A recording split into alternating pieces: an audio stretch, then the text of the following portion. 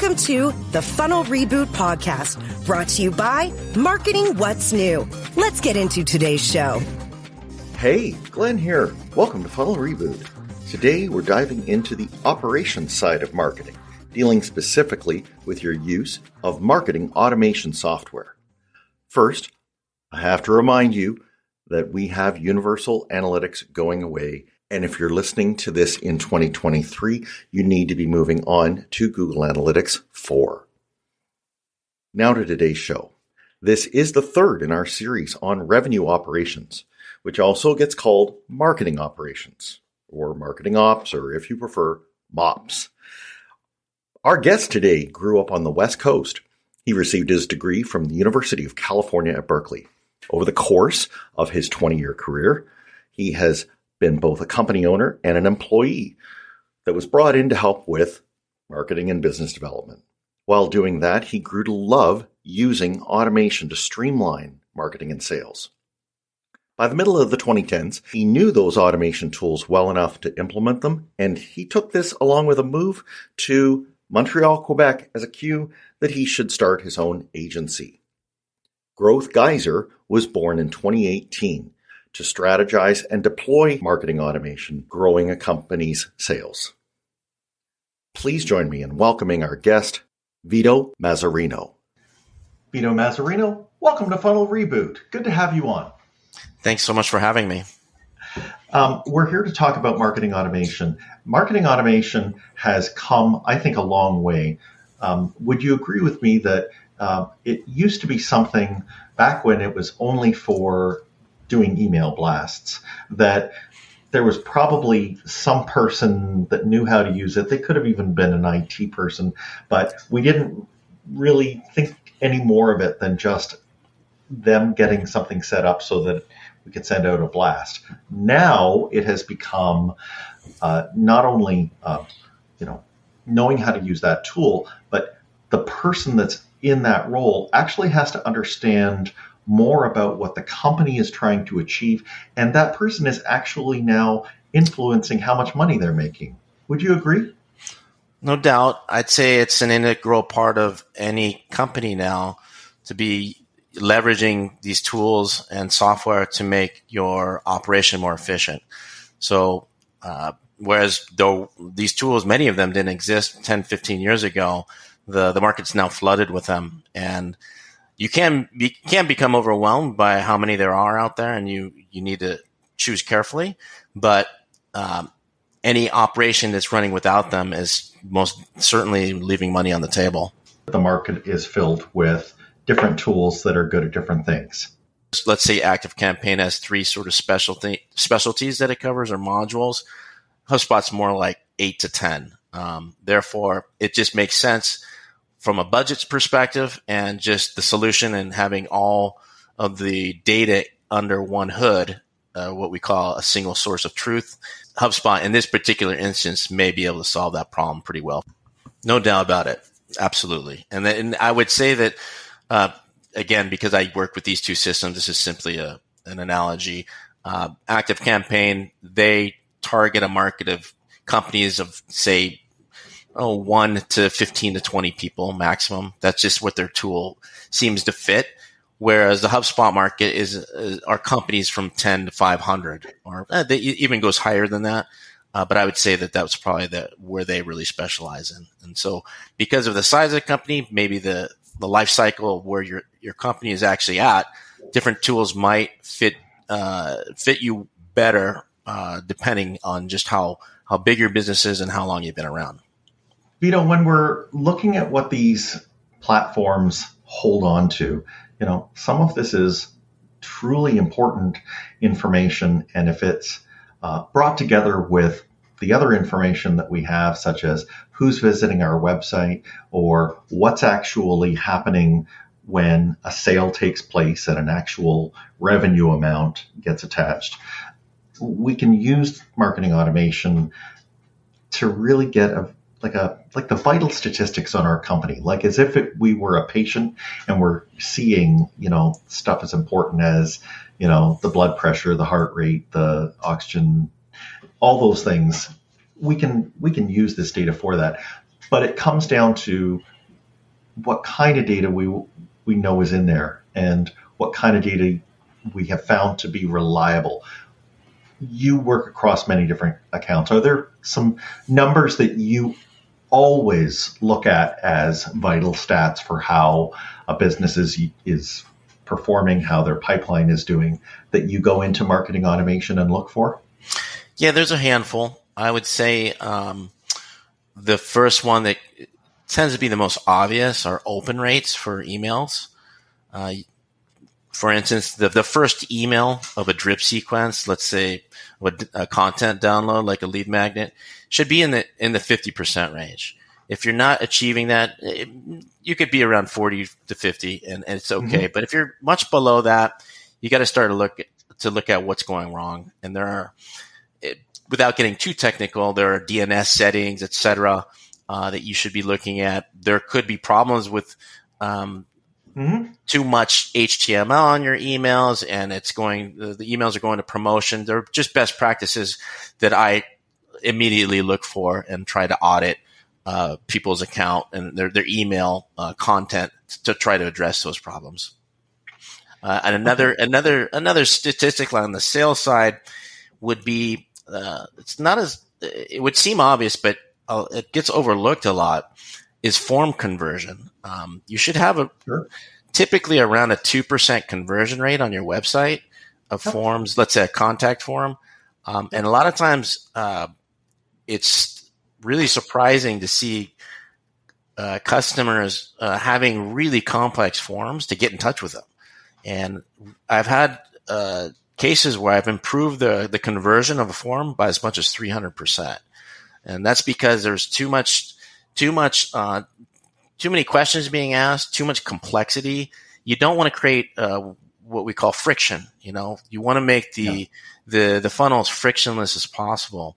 And surprisingly, it's a really quick fix and an easy fix, to be honest. It makes me look good, but quite frankly, it's not a very hard thing to accomplish because it's very easy to spot too. I did this recently with a client, and I've done it with a handful where I looked at the form and said right away, "Ooh, we really need to improve this." And the one I just performed a case study, and they had they doubled their conversion, so there were 100% improvement. But there was one years and years ago that I improved it by 300% or 200%, so it was a 300% overall from the previous. Wow. What about things like we go from the person who converted on that form to later on a person who's actually sales ready? So what kind of measurements do you sometimes throw into a report to look at that? Do you look at how long? Do you look at maybe what the amount of the revenue, if we get to know that, ends up being? I bet companies would be a lot more relaxed about their revenue numbers if they knew how long it takes on average for a transaction to happen, or whether a certain kind of customer ends up being, in a certain dollar range. Yeah, there are complexity to that, and that really, the biggest variable affecting that is how high ticket of an item are you selling. That really alters the sales cycle. It's pretty logical that one would think that if you're selling a $3,000 product versus a $50,000 product or a $100,000 product, you go from maybe being able to talk to one decision maker up to, a handful of stakeholders that have to all make a decision by committee. Usually, once you go up to the corporate ladder, a threshold of a company, maybe past 200 or 100 people, something like that, then you're going to have to deal with multiple people almost no matter what. So it does vary, but it is possible usually with these CRMs to sort of average out and see what your sales cycle is. And it's useful to keep track of statistics of the different stages of your pipeline and to often and hopefully detect areas where people are getting sort of, again, stuck in that funnel. Imagine, there's just a snag in the funnel and you get stuck, and if you're keeping track of your analytics and your statistics correctly, something, you specialize in more, then that's where, if you keep your eyes open, you can make improvements. I can't disagree. The stages, though, I guess we get into a bit of a definition problem. I know you like to keep a pretty practical, simple approach here. So, like in your own mind, if somebody just said to you, Vito, I have a brand spanking new marketing automation system, and it's asking me, what stages do I need? Like, what would you at least start with? You can start with as few as 5 or so. Okay. And what would they say? It would be something like contact has booked a call. Let's say you're in a business where you require a call in order to proceed forward to sell your product or service.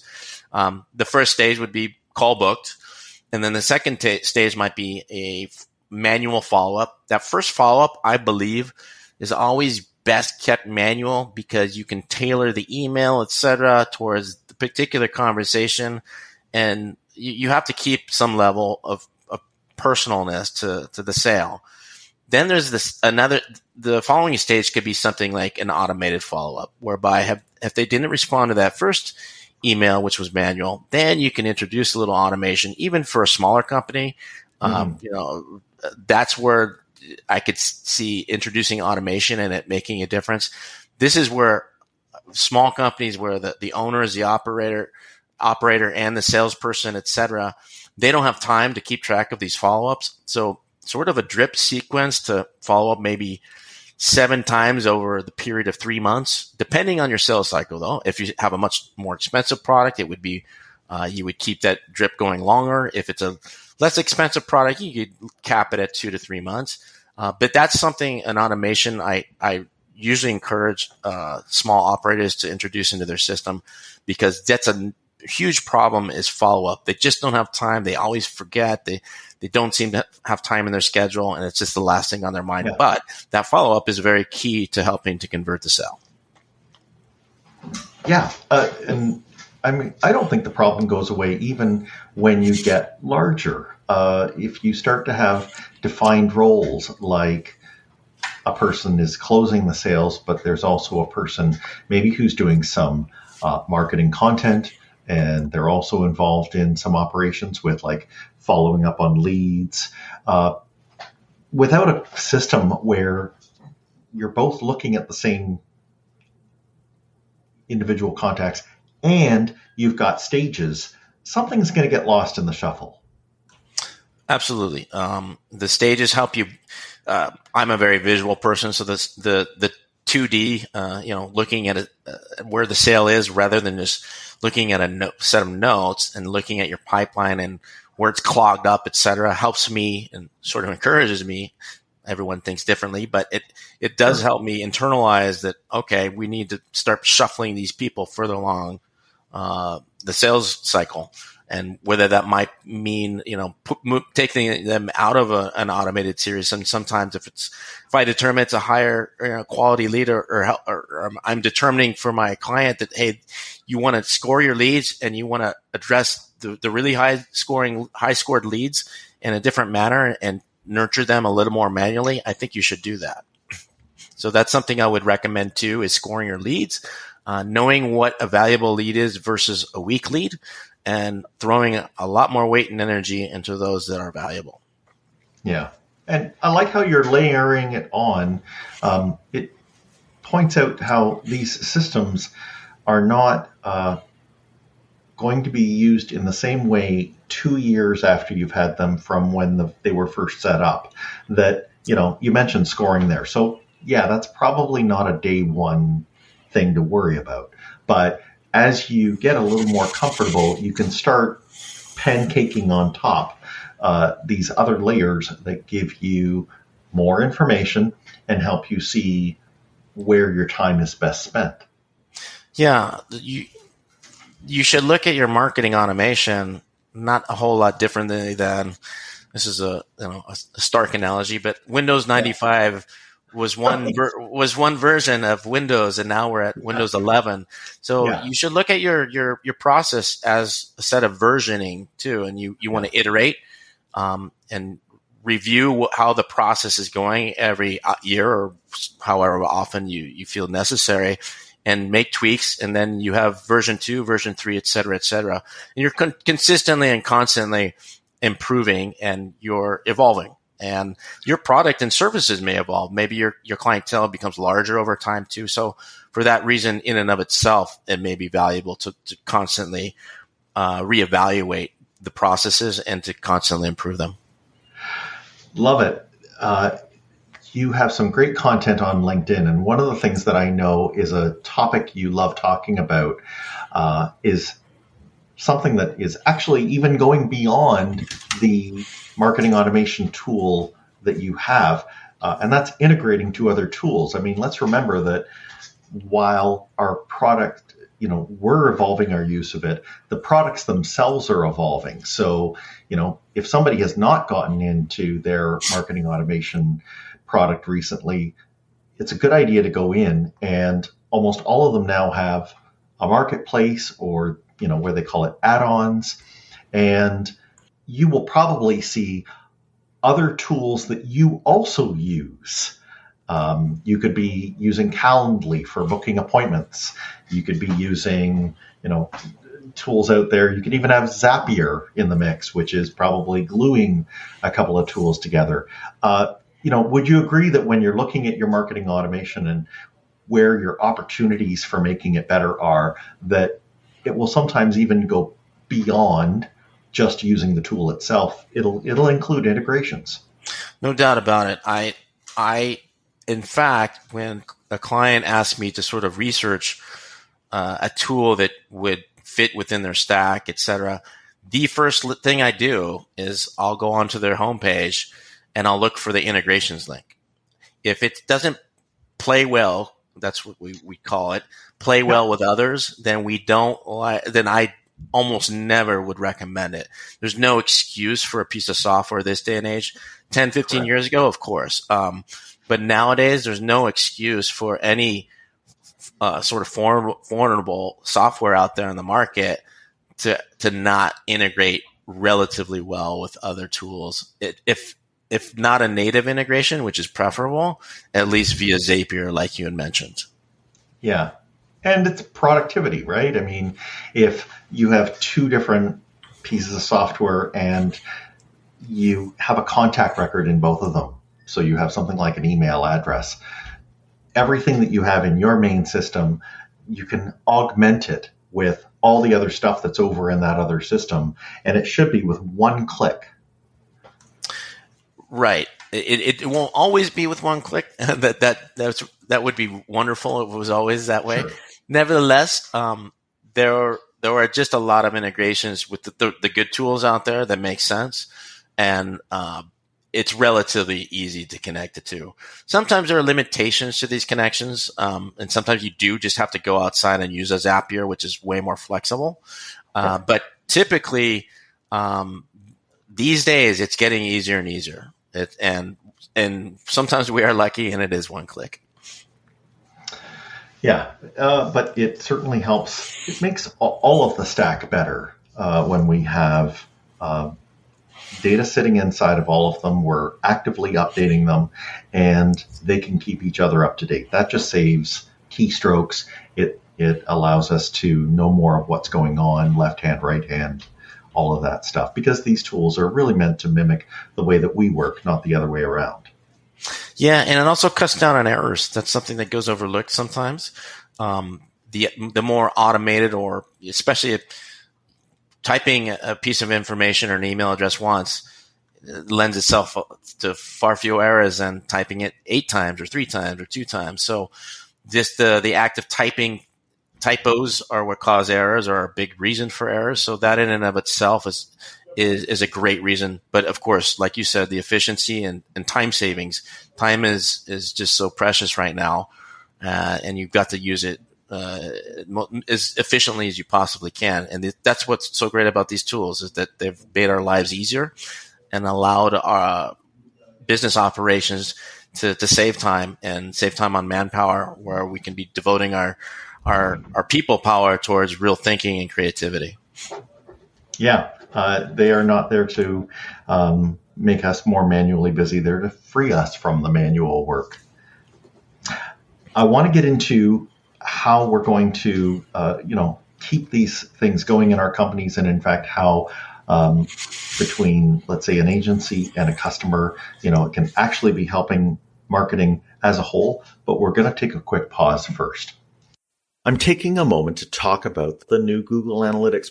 In early 2023, the in-person GA Fast Forward workshops will happen in Ottawa, Kingston, Montreal, as well as across upstate New York. You can go now and see registration details or get notified when it's happening in your area. Just go to gafastforward.com, spelled as you'd say it, or GAFast, the number 4, then WARD. Let's get back to the conversation. When you think of the kind of person and what skills have evolved with this, I mean, you are yourself running a business where you serve the needs of companies that have marketing automation systems. The skills that somebody like you has, sure, there's going to be some tactics. You need to know the features of the software, but there's probably another skill that you've got to have beside that. And in some cases, it's being creative. There are other ones. How do you, for your own, work here, how do you think your skill set kind of lends itself to doing marketing automation? I'd say it's a marriage between strategy and technical implementation.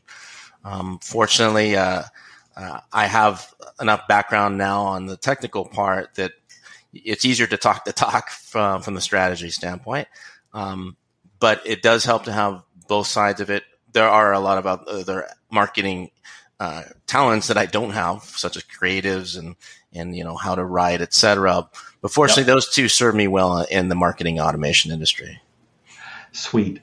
When it comes to working with clients, some of them are at a very early stage of maturity. Some are well along on their journey with having this operational tool. Do you think that companies should still use an outsourced provider if they have some people inside the company that are able to work with the tool? I mean, is it a simple, we don't know how to use this, so we're going to outsource it? Or do you ever have situations where the person inside the company knows how to use it, but that you and they tag team and each of you kind of bites off the piece of it that you're best at, so you're both using the tool? I'd say that when that's the case, when a company reaches out to me and they have someone capable in-house, what they're looking for is a little bit more of the strategy side. And their person, once the strategy is sort of formulated, I would work hand in hand with the implementer or the person in-house that, quote unquote, gets their hands dirty day to day, putting the automations and the workflows together. And that's typically the dynamic that occurs when in the scenario you described. All right. And so they work hand in hand. Now, who handles getting the reports?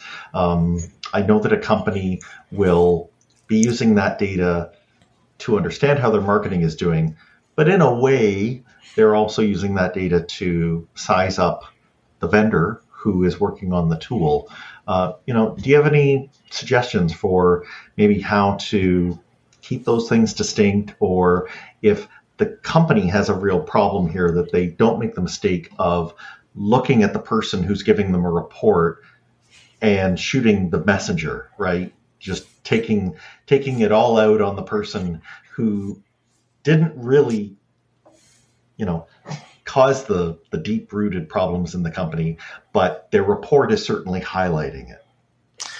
Well, you're bringing up a challenging area in this industry whereby people like me, we get our hands dirty with workflows, with setting up segmentation, etc. Reporting falls under an analytical side that's often, I kind of feel like, is a different skill set and a different talent.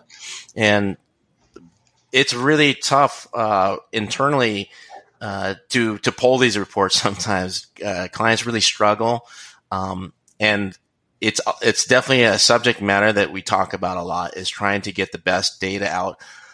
Sometimes the biggest problem is that they're looking backwards trying to pull data when, as you probably well know, if you have to project forward saying, 6 months from now, I'm going to want to know X, Y, and Z pieces of data.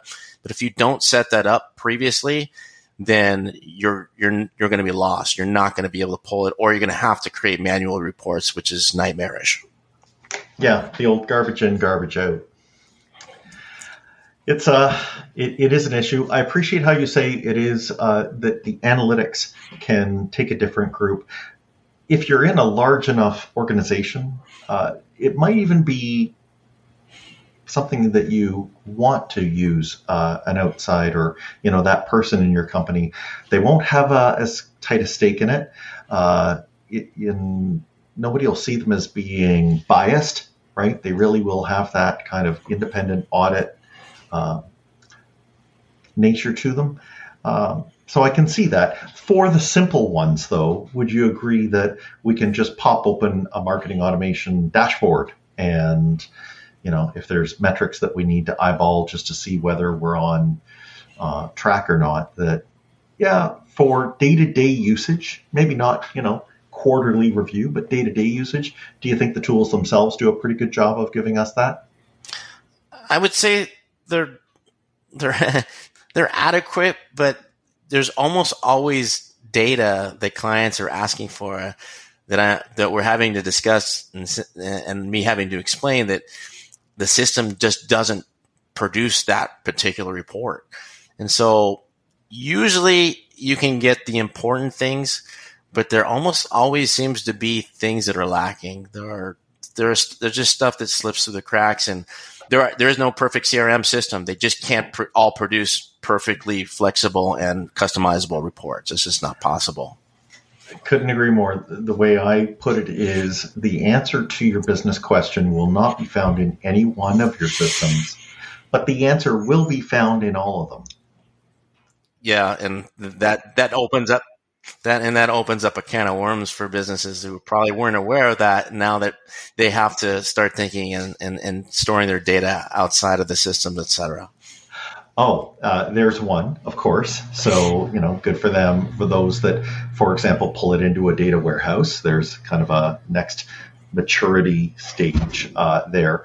But I think you can just gut check it by saying the process of finding and acquiring a customer that you then serve maybe forever, that is an activity that goes all the way through your company.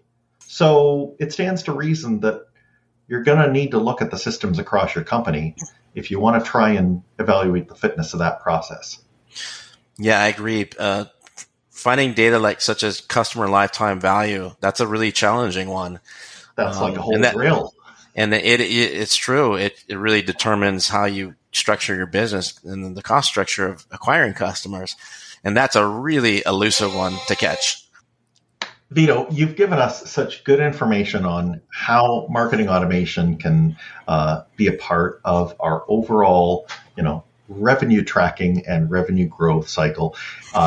People can't get enough of this information because it is a changing field. Where would you like them to look if they wanted to look in your direction for some information on this?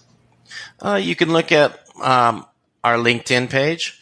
Our company is called Growth Geyser. Growth and Geyser, like the thing you'd find in nature. So Geyser. You can also find me attached to that page. But if you want to look for me directly, my name's a little tough to spell, but here goes. Vito. Last name is Mazzarino. That's Mazzarino.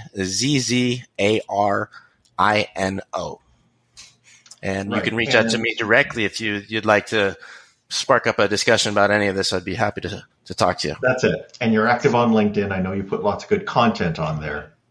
Yes, I've been a lot more active lately, and so far it's been exciting on there. It's a bold new world out there, and I like it so far. Awesome. Vito, thanks again for coming on the show. Thank you, Glenn. I appreciate you having me.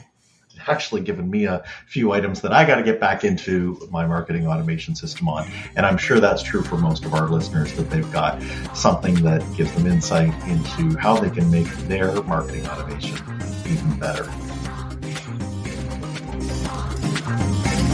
Thanks for listening. Follow the show on Twitter @Funnel Reboot.